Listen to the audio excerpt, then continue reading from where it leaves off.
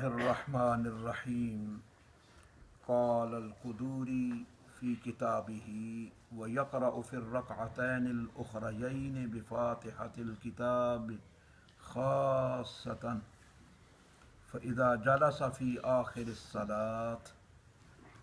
معزز و محتشم حضرات، سامعین گرامی قدر، مسلمان بھائیوں، عزیز بچوں، دوستوں، ہم صاحب قدوری کی کتاب قدوری شریف، جو کہ فقہ حنفی میں بڑی معتبر کتاب سمجھی جاتی ہے، اس کے اوپر 2 جلدوں میں صاحب ہدایہ نے پورا ہدایہ شریف مرتب فرمایا ہے، اور ہمارے درسیات میں وہ 6 سال میں جا کے پڑھایا جاتا ہے، 4 اور 5 اور 6 سال میں۔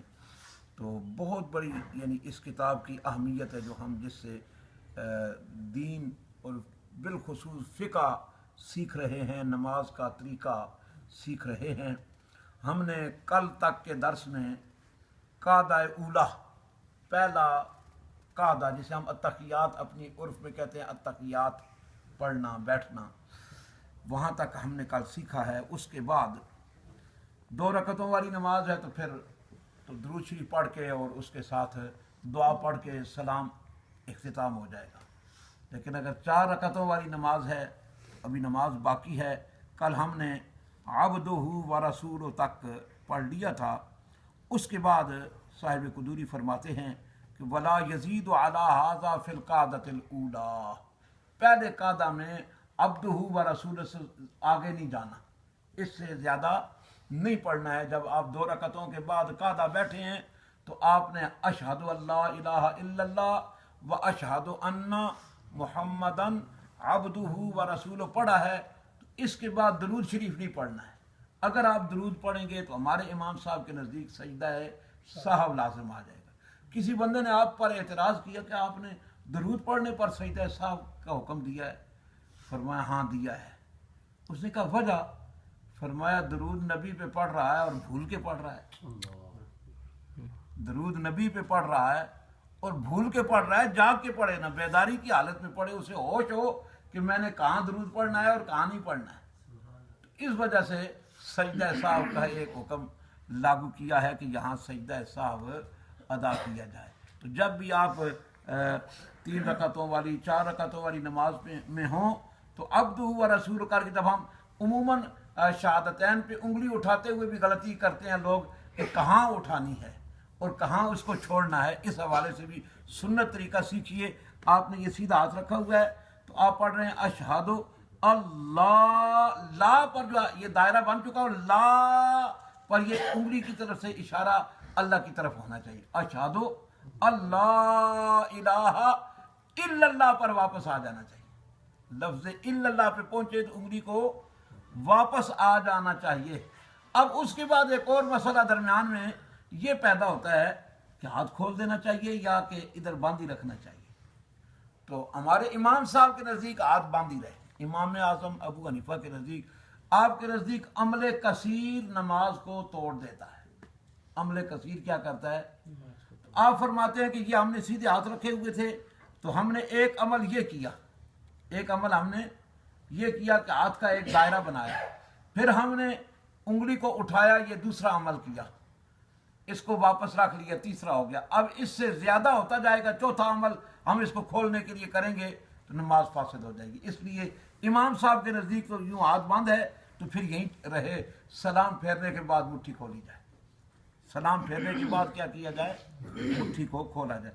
صاحبین فرماتے ہیں کہ اس سے عمل کثیر لازم نہیں آتا، آپ بشک عبد و رسول یہ اشہد اللہ الہ الا اللہ پہ نیچے کر کے بشک ہاتھ کھول لیں، بشک ہاتھ دونوں طرح عمل ہے، ہاتھ کھول لیا جائے تب بھی درست ہے اور ہاتھ بند رہے تب بھی درست ہے۔ امام صاحب کا فتویٰ ہاتھ بند رکھنے کا ہے، اور آپ ہی کے شاگرد ہیں جنہیں صاحبین کہا جاتا ہے، ان کے نزدیک ہاتھ کو کھول لینا ہے۔ تو اس کے بعد اگر 2 رکعتیں ہیں تو آپ کا قاعدہ اولا کا کام ختم ہو گیا ہے۔ اب آپ اٹھ کے اللہ اکبر کہتے ہوئے کھڑے ہو جائیں، اور صاحب قدوری نے آگے 2 لفظوں میں بات ختم کر دی ہے، فرماتے ہیں وَيَقْرَأُ فِي الرَّكْعَتَيْنِ الْأُخْرَيَيْنِ، پڑھے آخری 2 رکعتوں में अगर फ़र्ज हैं तो बेफ़ातिहातिल किताब ख़ासतन, सिर्फ सूरह फातिहा, सिर्फ क्या, अगर फ़र्ज हैं, अगर क्या हैं, फ़र्ज पढ़ रहा है, ज़ोहर के हैं, असर के हैं, इशा के हैं, या मगरिब के 3 फ़र्ज हैं, 2 रकतों के बाद उठ के खड़े हो गए हैं, तो फ़र्जों में 2 रकतों के बाद अगली जितनी रकतें हैं उनमें क्या पढ़ा जाएगा, सिर्फ सूरह फातिहा पढ़ी जाएगी, उसके साथ सूरत नहीं मिलाई जाएगी। ये फ़र्जों का हुक्म है। ये किसका हुक्म है? सुन्नतें जो हैं वो उनकी सारी रकतों में फातिहा भी पढ़ी जाएगी, साथ सूरत भी मिलाई जाएगी। सुन्नतें जैसे ज़ोहर की 4 सुन्नतें हैं और असर की सुन्नतें गैर मुअक्कदा हैं, इशा की 4 सुन्नतें गैर मुअक्कदा हैं, तो उनमें आपने फातिहा के साथ सूरत को मिलाना है। फातिहा के साथ सूरत को नवाफिल आप 4 रकतों की नीयत से पढ़ रहे हैं, उनमें भी ये सिर्फ फ़र्ज़ों के लिए ख़ास है कि फ़र्ज़ों की आखिरी 2 रकतों में सूरह फातिहा पढ़ना ये तो वाजिब है, और ये सुन्नत है। ये क्या है? सुन्नत है, और इसके साथ सूरत का न मिलाना ये ज़रूरी नहीं है, सूरत इसमें नहीं मिलाई जाएगी। लेकिन सुन्नतों और नवाफिल और वाजिबात में 2 रकतों के बाद आप तीसरी रकत के लिए गए हैं तो आपको फातिहा के साथ सूरत मिलानी पड़ेगी। फातिहा के साथ सूरत मिलानी पड़ेगी। फरमाते हैं फ़इज़ा जालसा फ़ी आखिर सलात, जब 4 रकतें या 3 रकतें पूरी करके नमाज के आखिर में बैठ जाए तो जालसा कमा जालसा फिल ऊला, कादा ऐसे ही बैठे जैसे पहला कादा हम बता चुके हैं कि बाएं पाँव को ज़मीन पे बिछाए और दाएं पाँव को उसके ऊपर, बाएं पाँव को बिछा के ऊपर बैठे और दाएं पाँव को खड़ा करे और 10 की 10 उंगलियों का रुख किबले की तरफ करे और रानों के ऊपर दोनों हाथ रख ले। रानों के ऊपर क्या करे? दोनों हाथ, घुटनों पे नहीं रखने, मैंने बताया था, रानों पे। हाथ की उंगलियों का रुख भी किबले की तरफ होना चाहिए और पाँव की उंगलियों का रुख भी किबला की तरफ होना चाहिए। बैठे, फरमाते हैं वतशहदा, तशहुद तक पढ़े, वसल्ला अला नबी सल्लल्लाहु अलैहि वसल्लम, और नबी पाक अलैहि सलातो वस्सलाम पर दुरूद भेजे। नबी पाक सल्लल्लाहु अलैहि वसल्लम पर दरूद इब्राहिमी, क्या? दरूद इब्राहिमी। कौन सा? अल्लाहुम्मा सल्लि अला मुहम्मदिन व अला आलि मुहम्मदिन कमा सल्लैता अला इब्राहीम व अला आलि इब्राहीम इन्नका हमीदुम मजीद, अल्लाहुम्मा बारिक अला मुहम्मदिन व अला आलि मुहम्मदिन कमा बारकता अला इब्राहीम व अला आलि इब्राहीम इन्नका हमीदुम मजीद। ये क्या है? दरूद इब्राहिमी है और इसकी बहुत सारी बरक़ात हैं। नमाज के अंदर ये सिर्फ दरूद है। ये क्या है? सिर्फ दरूद है, सलात है, इसमें सलाम कोई नहीं है।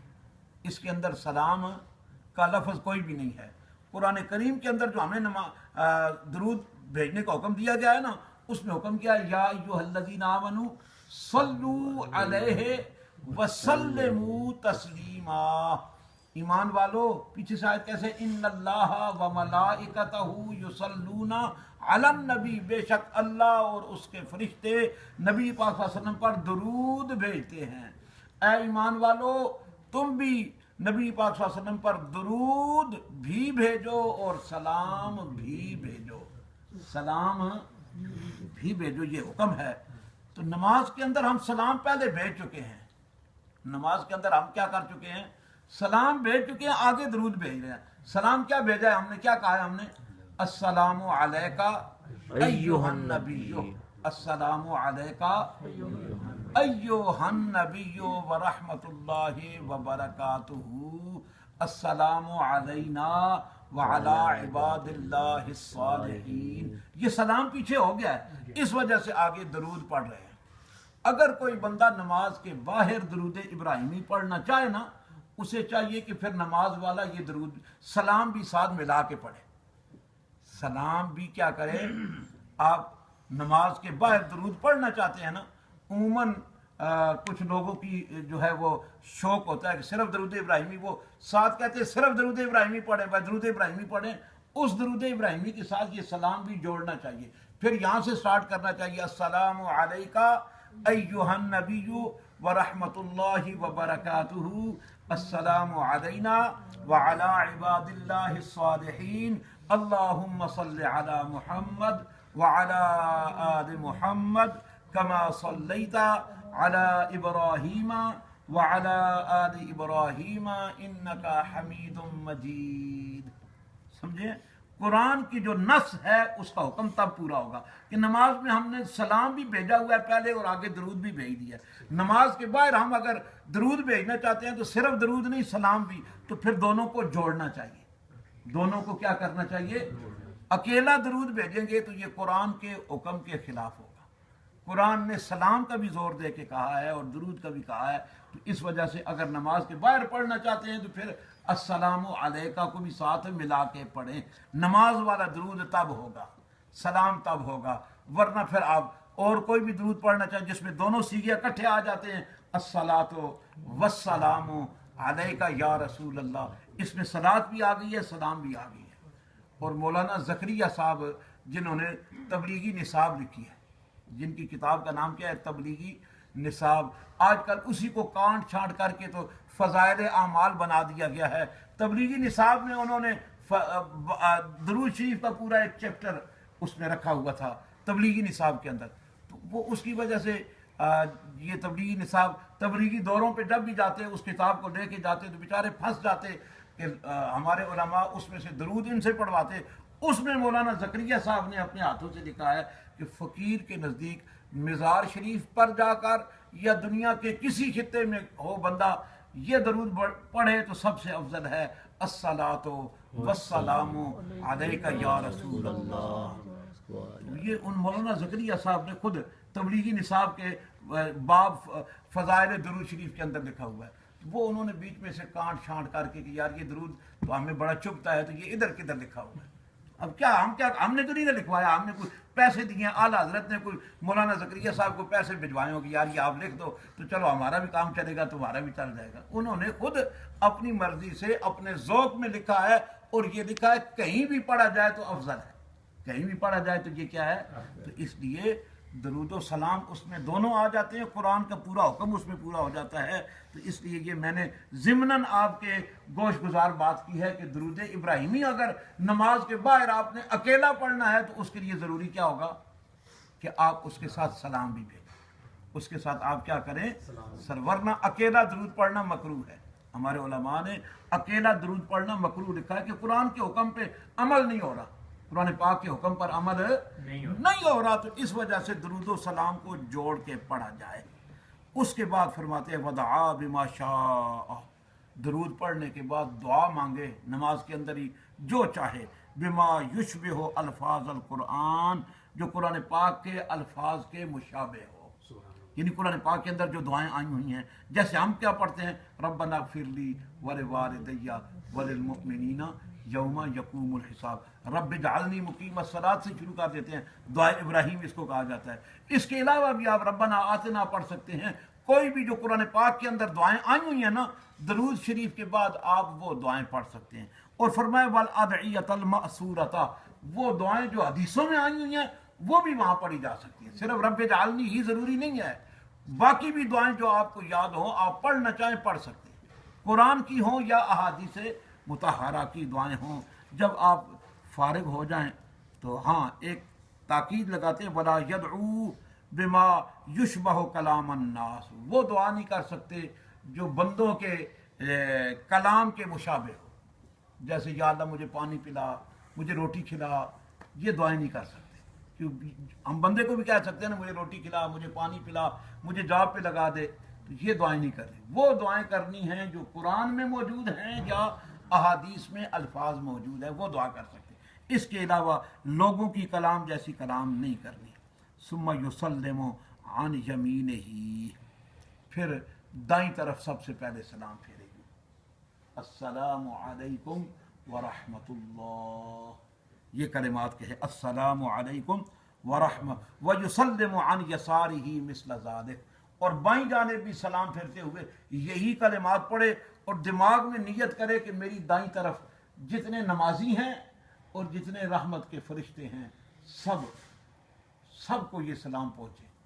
بندے کی دائیں طرف جتنے بھی ہو، جہاں تک زمین پھیلی ہوئی ہے، جتنے مسلمان موجود ہیں، سب کی نیت ہو اللہ سب پہ سلامتی نازل فرمائے. جتنے فرشتے ہیں اللہ ان سب پہ رحمت.